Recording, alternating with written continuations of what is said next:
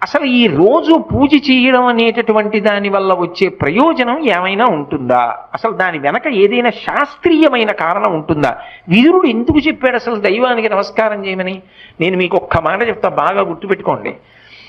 ఎవరు పూజ చేస్తున్నాడో వాడు లోకము చేత పూజింపబడతాడు.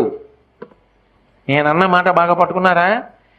ఎవరు పూజ చేస్తాడో వాడు లోకము చేత పూజ అందుకుంటాడు. అదేమిటండి మీరు అన్న మాట మాకు బాగా అర్థం కాలేదు, మీరు ఏదో అన్నారు బాగుండదని అన్నాను అంతే అంటారా? మీకు వివరణ చేసే ప్రయత్నం చేస్తా. పూజ అంటే ఏమిటి? పొద్దున్నే దేవుడి దగ్గరికి వెళ్ళో దీపం పెడుతున్నా, ఎందుకు? ఎవరు భగవంతుడు? చంద్ర సూర్యౌచ నేత్రే కర్ణావాసా శిరోద్యౌ ముఖమవిదహనో యస్య వాస్తేయమబ్ధి అంతస్తం యస్య విశ్వం సురనర ఖగో భోగి గంధర్వ దైత్యైః చిత్రం రమ్యతే